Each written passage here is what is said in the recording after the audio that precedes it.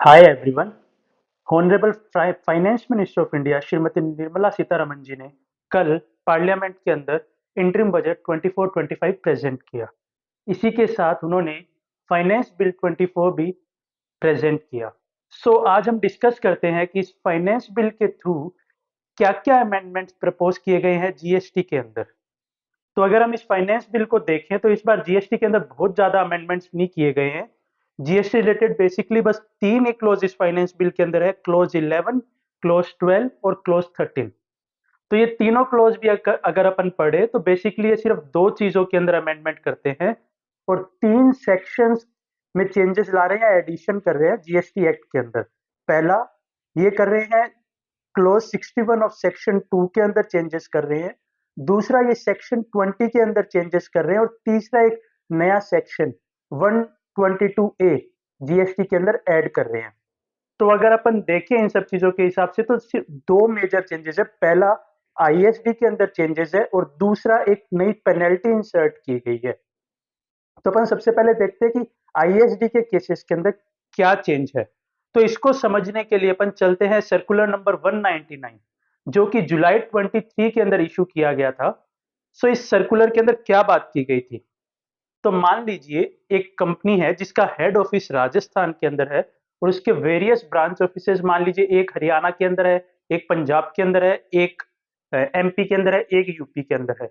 तो अब जो हेड ऑफिस है वो एंटायर ऑर्गेनाइजेशन के लिए, खुद के लिए head office including branch offices के लिए एक सिक्योरिटी सर्विसेज एंटायर ऑर्गेनाइजेशन के लिए प्रोक्योर करता है।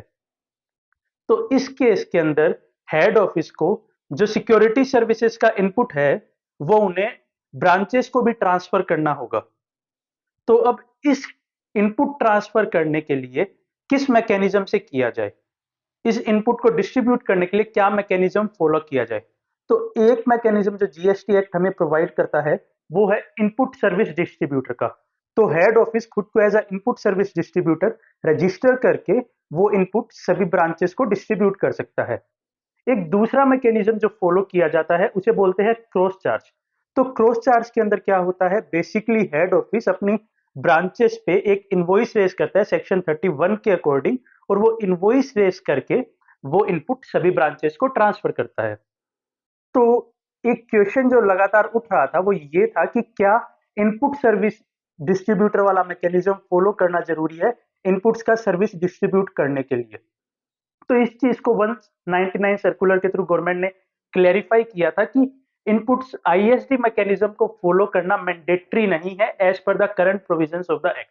तो आप आईएसडी मैकेनिज्म को भी फॉलो कर सकते हैं और क्रॉस चार्ज मैकेनिज्म को भी फॉलो कर सकते हैं। और दूसरा इशू एक जो था वो आईएसडी के केसेस के अंदर ये आ रहा था कि आईएसडी के पास आरसीएम के अंदर टैक्स पे करके उसका इनपुट क्लेम करके और उसे डिस्ट्रीब्यूट करने की पावर्स नहीं थी इस सेक्शन के इस एक्ट के अकॉर्डिंग। तो इन दोनों इश्यूज से डील करते हुए ये अमेंडमेंट इस बार फाइनेंस बिल के थ्रू प्रपोज किए गए। तो इस बार फाइनेंस बिल ने पहला अमेंडमेंट जो किया, आईएसडी रूट मैंडेटरी कर दिया गया है। मैंडेटरी करने को प्रपोज किया गया है कि अब से जो आप क्रॉस चार्ज और आईएसडी रूट फॉलो करने का जो ऑप्शन था उसकी जगह अब आपको आईएसडी रूट मैंडेटरी किया जाना प्रपोज किया जा रहा है। तो आईएसडी रूट ही फॉलो किया जाएगा। और दूसरा जो इश्यू आ रहा था कि आरसीएम से रिलेटेड जो आईएसडी आरसीएम का इनपुट क्लेम करके उसे डिस्ट्रीब्यूट नहीं कर पा रहे थे, तो इस केसेस में क्या हो रहा था, सिर्फ आरसीएम से कंप्लाई करने के लिए कई एचओस को 2 रजिस्ट्रेशन लेने पड़ रहे थे। एक तो एज अ आईएसडी जो वो कंप्लाई कर रहे थे और दूसरा उन्हें एक नॉर्मल रजिस्ट्रेशन और ऑब्टेन कर रहा था। तो इस चीज को भी मिटिगेट करने के लिए उन्होंने रिवर्स चार्ज मैकेनिज्म जो सेक्शन 93 और 94 के अंदर कवर्ड है उनको भी आईएसडी मैकेनिज्म के अंदर इनकॉर्पोरेट कर दिया। तो ये चीजें 11 और 12 के क्लोज के थ्रू ये कवर हो गई। अगली चीज जो की गई वो एक नई पेनल्टी इंसर्ट की गई 122 से 122 ए के अंदर। ये पेनल्टी क्या है? तो ये पेनल्टी कहती है कि अगर आपने कोई मशीन रजिस्टर नहीं कराई तो उस केसेस के अंदर आपको 1 लाख रुपए की पेनल्टी लगेगी पर मशीन। ये क्या चीज है कि मशीन रजिस्टर नहीं कराई? जीएसटी में कहा मशीन का रजिस्ट्रेशन होता है? तो एक जीएसटी के अंदर सेक्शन है सेक्शन 148। सेक्शन 148 बात करता है कि गवर्नमेंट कुछ स्पेशल प्रोसीजर्स प्रिस्क्राइब कर सकती है स्पेसिफाइड पर्संस के लिए, नोटिफाई कर सकती है स्पेसिफाइड पर्संस के लिए। तो ये किस चीज़ के स्पेशल प्रोसीजर्स? ये रजिस्ट्रेशन से रिलेटेड हो सकते हैं, रिटर्न फाइलिंग से रिलेटेड हो सकते हैं या और भी कोई एडमिनिस्ट्रेशन से related special procedures government notify कर सकती है स्पेसिफाइड पर्सन्स के लिए।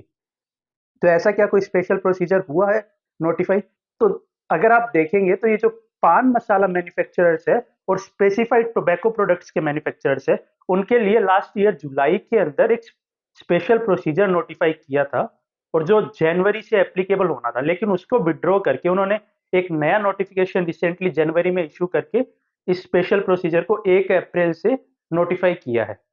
तो अब ये स्पेशल प्रोसीजर क्या कहता है? तो ये स्पेशल प्रोसीजर के अंदर एक फॉर्म है जीएसटी एसआरएम 1। तो इस एसआरएम 1 फॉर्म के अंदर आपको अपनी सारी मशीन्स का जीएसटी के अंदर रजिस्ट्रेशन कराना होता है इन स्पेसिफाइड पर्सन्स को, मतलब जो पान मसाला मैन्युफैक्चरर और स्पेसिफाइड टोबैको प्रोडक्ट्स के मैन्युफैक्चरर्स है, उन्हें एसआरएम 1 के अंदर डिटेल देके अपनी मशीनरी का रजिस्ट्रेशन कराना होता है और एक यूनिक रजिस्ट्रेशन नंबर उन्हें उस मशीन का अलॉट होता है। तो ये उस रिस्पेक्ट के अंदर ये पेनल्टी इंट्रोड्यूस की गई है कि अगर आप किसी मशीन का रजिस्ट्रेशन नहीं कराते हैं, तो आपको उस केस के अंदर पर मशीनरी 1 लाख रुपीस की पेनल्टी लगेगी। और ये आप ध्यान रखिए कि it is not the only penalty. जो चैप्टर 15 के अंदर पेनल्टीज या जीएसटी प्रोविजंस के अंदर और कोई पेनल्टी है, वो इससे किसी भी तरह से इफेक्ट नहीं होगी। और इसके साथ साथ इन्होंने एक और चीज क्या की है कि उन्होंने उस मशीन को सीजर और कॉन्फिस्केशन को भी प्रोविजंस डाल दिए कि उस मशीन को वो सीज कर सकते हैं और कॉन्फिस्केट भी कर सकते हैं।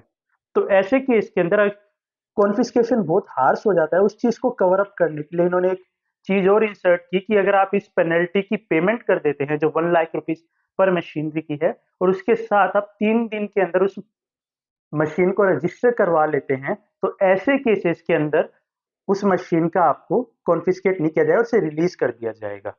सो आई होप आपको ये जो अमेंडमेंट्स प्रपोज किए गए, चेंजेस प्रपोज किए गए फाइनेंस बिल के थ्रू, वो आपको क्लियर होंगे। So thanks for watching, stay tuned.